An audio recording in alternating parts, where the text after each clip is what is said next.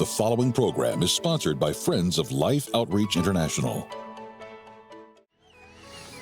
Next, Johnny Agar and his mom share his story of overcoming the odds to compete in Ironman triathlons. It's like, God is telling me, I'm here for you, You don't have to worry about a thing. I will show you where to go and help you along the way. So it was a beautiful thing for me. And love was just surrounding him. It was just the most beautiful moment.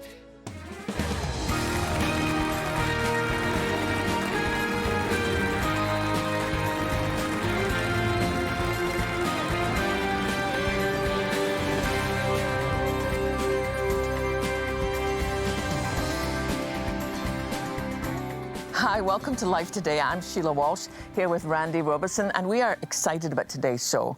If you've got your phone beside you, go text a friend and say, tune in, because you're really going to love this program. I remember the first time I saw this guest, I was watching, I had TV on, it was on a sports channel, but suddenly this race came on, and here was this amazing guy, Johnny, and his dad doing this race in a way that I had never seen before. I literally sat there with tears rolling down my face. So today we have Johnny Agar and his mom, Becki, because they've got a brand new book called The Impossible Mile. Welcome to both of you. Thank you very much. It's a pleasure to be here. And I love the subtitle, The Power in Living Life, One Step at a Time. That's powerful. Becki, would you take us back to when you were pregnant? And like every mom, you think things are going to go according to a certain schedule, but things didn't quite happen that way. Right, so about 29 weeks, I ended up having Johnny. He wanted to come into the world a little bit sooner than we were ready for him to, so he was about 11 weeks early. And for a premature baby, he was pretty big. He was 3 pounds, 7 ounces. And he was doing really well. However, they do a diagnostic test for almost all preemie babies, where they do a CAT scan on their heads just to make sure that there's no internal bleeding or anything going on. And so that's when we found out that Johnny had some bleeding on the brain. About a week after that, we were called into the doctor's office, and the neonatologist had told us at that time that Johnny had cerebral palsy. So as first-time parents, it was a little bit unnerving for us, right? We had heard of cerebral palsy, but we didn't really know what it was, what was, what that meant for a diagnosis. And we knew it wasn't good. And so we'd asked the doctor at the time, well, fill us in. We need to know what this is. At the time, the internet wasn't a big thing. Yeah. I'm dating myself, I know, but he said, I can give you all the books you want to read, and you can do as much research as you want to about cerebral palsy. But he said, in my years of doing this as a neonatologist, I found that a lot of times parents will read that and they'll anticipate things happening for their child that may not happen. And so he said, I have the books, you can read them, or he said, I would suggest you love your child as your child and take it day by day. And so Jeff and I had decided at that point that that's what we were going to do. We were going to just love him and take it day by day and, go from there. Wow. Changed my life, really. So. Wow. That's an amazing, for parents to be like, we'll just love you. Yeah. And I wondered too, Johnny, was there a point in your life where you thought, okay, I'm different than other people around me? I did to some extent, but my mom and dad and my friends that I had around me, they really made me feel like, that it was just something that I had to deal with, and something that, I was going to have to ask God to get me through. And so I just was really, really thankful for the fact that, they didn't really make an excuse for my disability. That was just the way that God created me, and he has a plan for everything, and we don't really know what that plan is, to some extent, but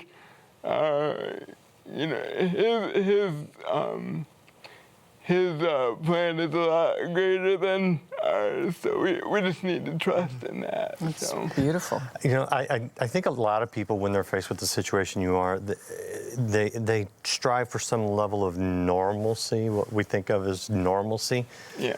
You guys went for the extraordinary.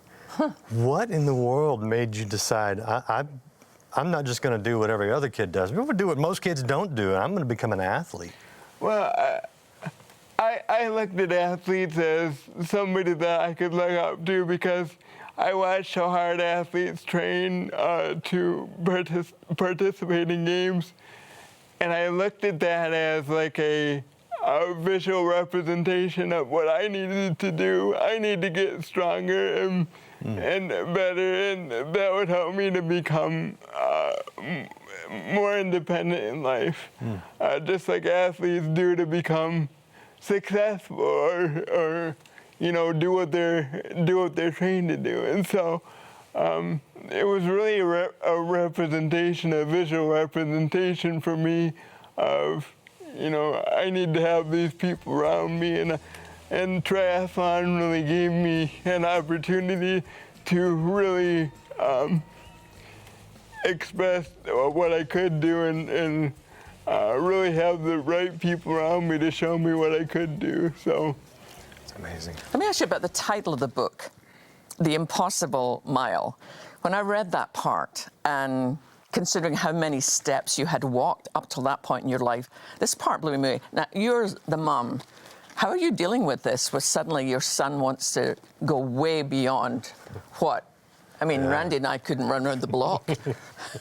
I know, you know, he had only walked 23 steps, and Johnny does a lot of thinking, and you have to realize that, you know, throughout his whole growing up, we'd always wanted him to be typical, right? We did never want to say normal, because what is normal? But we always wanted to call him typical, and so we had always encouraged him to do things that were kind of, you know, what everybody else would do his age.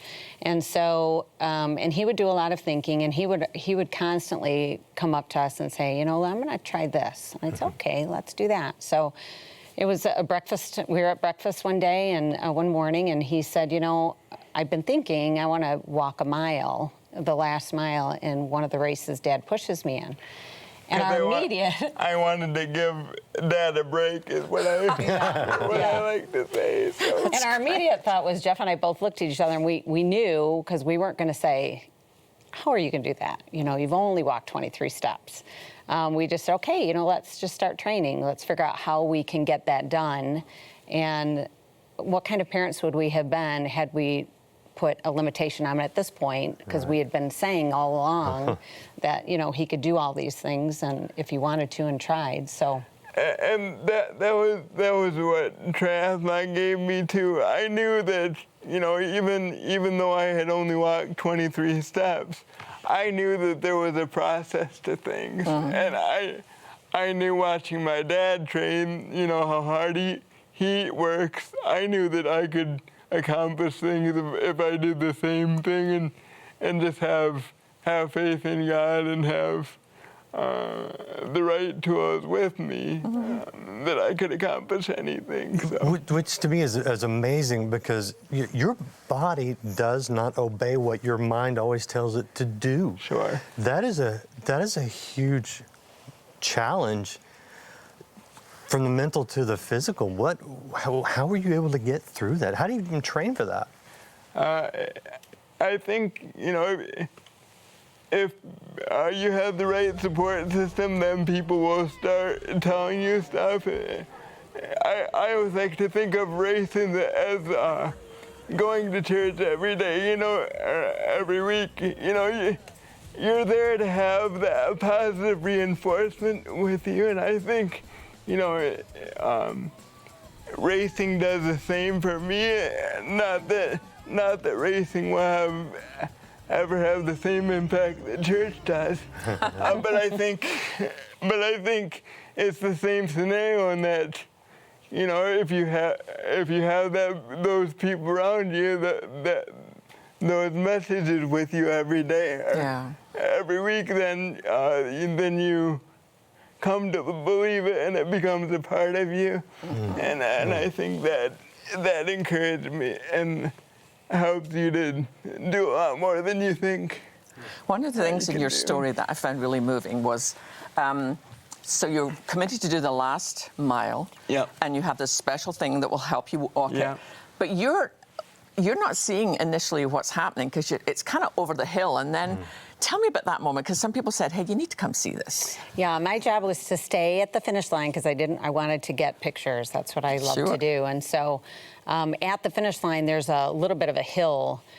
So when I'm standing there, I can't really see what's happening. And it took him an hour and 45 minutes to walk that mile. Wow. So I was there for quite a long time, and people kept coming up and they were crying, and I was starting to get nervous because I thought, what is happening?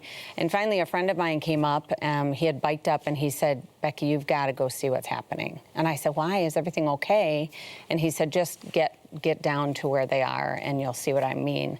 And so when I had started walking down there, I saw Johnny walking, and he was surrounded by hundreds of people behind him. His dad was beside him, my 2 daughters were there, and then just everybody who had either run the race or had come to watch were standing behind him, and every step he took, they would just encourage him every step of the way. It was like love was just surrounding him. It was just the most beautiful moment.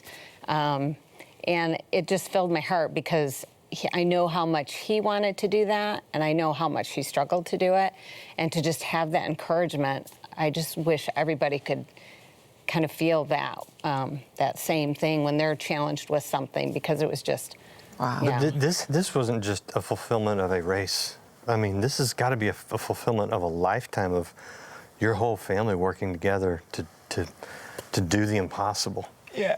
It was beautiful. And you know what my favorite part about it was? It was at our church 5K, so, and over the hill was my church, so it was like God was telling me, you know, I have a hard time too when I walk. If I keep my head down, then my whole body gets out of whack. Oh, wow. So if I can keep my head up, and that will help me stay focused and keep my posture going. So it's like, you know, God is telling me, you know, I'm here for you, you know. You don't have to worry about a thing. I will show you where to go and help you along the way. So it was a beautiful thing for me. Wow. And really a eye-opening kind of an eye-opening event in my faith life too. Let me ask you about your faith life, though, because so often, you know, we're still coming through a pandemic. Right. People are facing impossible situations, different situations. How do your challenges impact your faith? Do you question God? I think, you know, like I said before, God's plan is a lot different than what we think our plan is. So, you know, It's true. So I think if anything, it strengthens my faith. It's all about, you know, people can look at it different ways for sure. But I think, you know, for me and Mom's been strong in her faith her whole life. And so I think, you know, that's been a wonderful thing for me to understand that, you know, no matter what happens, God has my back, and He's not doing this because, you know, He wants me to struggle. He's doing this to maybe help others, and that's what I really want from the book, is to really help others. I noticed on the cover, and we can show a close-up of the cover, that it says the impossible mile, but the I and the M at the beginning of that word are fading away to make the impossible possible. Yeah. What are the things that you have learned that you want other people to learn to take that impossible and make it possible? I think that, you know, in order for me to walk, I need to take small steps, not big steps. Well, that's good. And I think, you know, if you take your challenges and you put them into you break them down into smaller pieces, they're easier for me me and others to accomplish. Yeah. But I think if you, like for example, if you want to say, Dad's gonna go out and do 140.6 miles, you look at that and say, that's really daunting. But in reality, if you have a training plan you put together and you trust your coaches that are with you and you can accomplish things. And I think that's really been a huge, huge benefit for me to see that and to know that there's a process to things.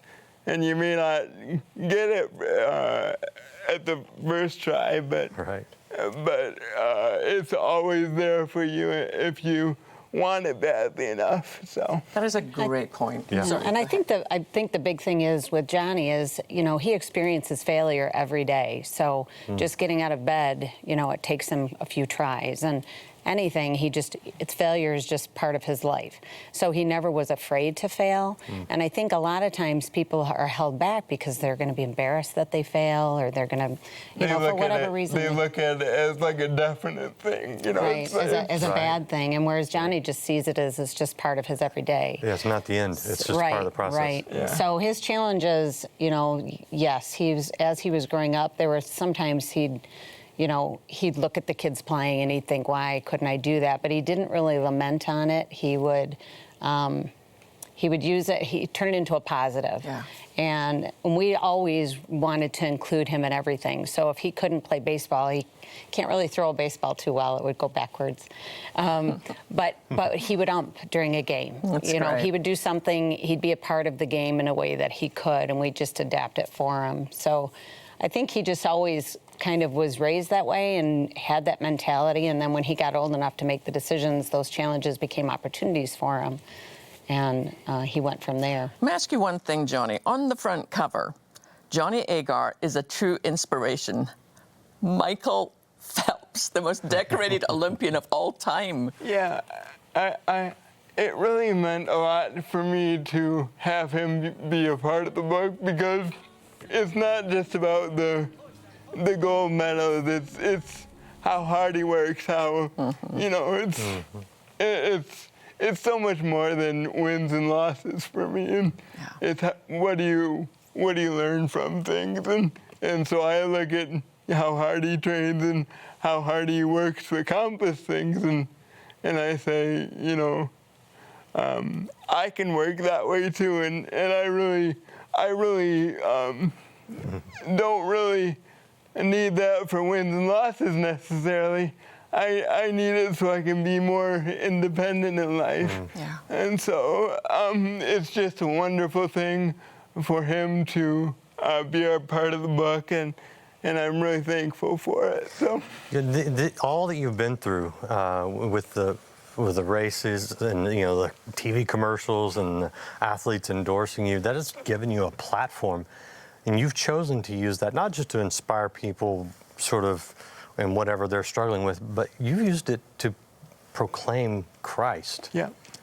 Why is that such an important message? We try, but I think, God's plan is a lot bigger than ours.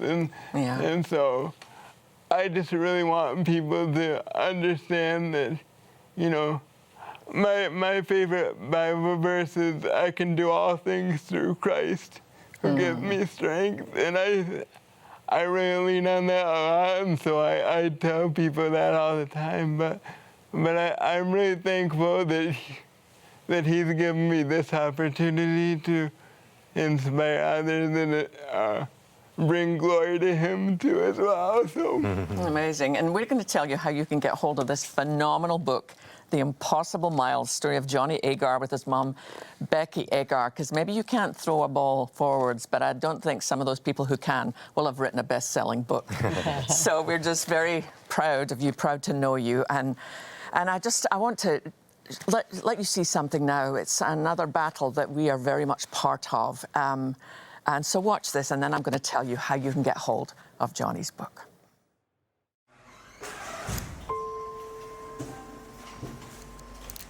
So, first, can you introduce yourself and tell us your name and what you do? Yeah, my name is Bella, and I work as a social worker in Siem Reap. And what does it mean to be a social worker in Siem Reap? It means that I go to KTV to find the girl and help them find a new job. There's a popular form of recreation in Asia called karaoke television, or KTV. These KTVs are advertised as places to sing with friends. But as I've seen with my own eyes, in many areas, a KTV is a front for human trafficking. And the guy go to sing, and then if they want to have sex, they ask the girl, would they go with them, and then they go. I know this feeling, you know. How do you know that feeling? Because I've been through. I used to feel, you know, I used to do that too. So I really know it and clearly that it's not what they want. Although she was trafficked herself at the age of 12, Bella was rescued, and she has since chosen to put her faith in Christ. Today, Bella fights to reach, rescue, and restore girls from sexual slavery. You know, sometimes I told them about my story. I said, before I used to do that too, and I know how to feel. I think if I'm without God, I'm nothing. So every day I always thank God for this life. Tonight, there's a girl about to endure another round of exhausting torment. Bella's life was changed when somebody chose to help her. That same opportunity is yours right now. I love Bella, and I love her story. And what we now know, Bella's now married and she has children. She has this beautiful life that God has put back together. And the reason that it's been put back together is because of people like you. You have stood with us in these campaigns for years. And honestly, it's been one of the most harrowing campaigns to be part of. You know, I remember my first trip to Southeast Asia when I saw the age of these girls. I mean, they're just little girls. They're like your daughter, like your granddaughter, like your little sister. And they put all sorts of makeup on them and dress them up as if they're older. But I saw them during the day when they had no makeup on, and they're just little babies who should be loved. But because of the Partners at Life outreach, we've been able to go in to places like that, and Bella works with us and tell other girls there is hope. Remember those nights you lay in the dark crying out, if there is a God, send someone to help me? Well, God heard that prayer. But now we need to do it even more. The evil is getting even darker as the days get darker. But we are the body of Christ on the planet at this time, and we're coming in as a mighty force in Jesus' name. And Randy, we can all do something. Absolutely. You know, I don't know if you know this, but recently we received a report from one of our mission partners in the field where we had rescued a couple of girls, and it's heartbreaking, Sheila, because they were 5 and 7. That's what we're up against, but you know what? We don't stop. You know, we reach into these areas with the sole purpose of rescuing these children and restoring them. And you know what? It's interesting because Bella got to see the goodness of God. And we've talked about showing people the goodness of God. How do we do that? Well, we do that with you. Normally, it costs, on an average, $128 to reach into one of these areas and rescue one of these children, or to put them through a program that would restore them. But we have a matching gift right now. We have people that have already stepped up into this campaign and said, we will match up to $320,000. What does that? That means to me, that means, Sheila, here we go. I kind of get excited. I'm like, we're gonna really we're gonna storm the gates of hell in this one, right? But we need you. We want you to make up the rest of that. That means that just to reach one child, instead of $128, it's $64. It doubles your impact. It's just the math on it. But here's the bottom line. We together are we're gonna storm the gates of hell is the way I think of it. I don't want to see any more children, much less the youngest, the most innocent, robbed. I want to show them the goodness of God, and I'm asking you to do that today. Join with us in Rescue Life. Let's reach out to these. Let's show them God is good. There is hope. He has a plan for you. He has a future. He has it for you, and He has it for these, and it's tied together. So will you go online? Will you go to the phones and give the best gift you can? You can help us rescue lives today. Do it now. Innocent children and young people longing to be loved and cared for are being abducted and sold at the hands of violent predators, forced into the evil industry of human trafficking. Through Mission Rescue Life, you can reach out to educate children at risk of being trafficked, rescue those already enslaved, and restore young lives, giving them a future. With a generous $320,000 matching gift, now your gift of $128 to help reach, rescue, or restore one child can be doubled to help 2 children. Your $64 gift will be matched to help save one child from the horrors of human trafficking, and a $32 Mission Rescue gift will be doubled to $64. With your gift today, we'll send you Sheila Walsh's brand new book, Holding On When You Want to Let Go, a lifeline of hope for those who feel their life is falling apart. With your gift of $128 or more, you'll receive the Beauty Out of Ashes puzzle set, featuring an image taken by our team while on a trip to the mission field. This 500-piece puzzle forms a beautiful portrait of hope in the midst of despair. Included is a 24-piece puzzle for your children and grandchildren. Finally, please consider a gift of $1,280, which will now help rescue 20 children, and you may request our inspiring bronze sculpture, Divine Servant. Please call, write, or make your gift online. Thank you so much. And if the lines are busy, keep calling. We are determined to shine the brightest light into the darkest corners of the earth. When you do, if today you will request the Impossible Mile, we would love to send it to you because we just appreciate Johnny and Becki, all that you have brought. Thank you so much for getting out and sharing the inspiration that you guys do. It's just amazing. Thank you. Thank you so very much for having us. It's awesome. Yes, and thank you guys for watching. Don't miss the next episode of Life Today, and share this one with your friends. We'll see you again next time.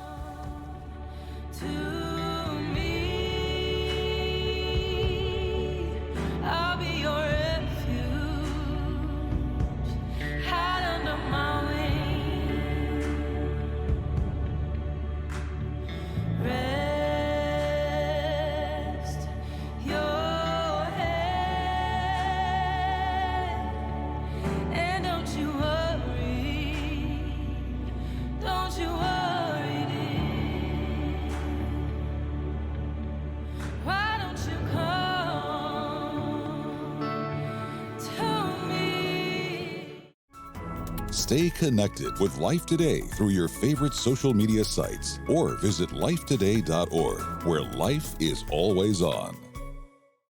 Life Today is made possible by the supporters of Life Outreach International. Your gift will be used exclusively for the exempt purposes of life. The ministry features specific outreaches as examples of the programs it supports and conducts. Gifts are considered to be without restriction as to use unless explicitly stipulated by the donor. The ministry is a member of the ECFA.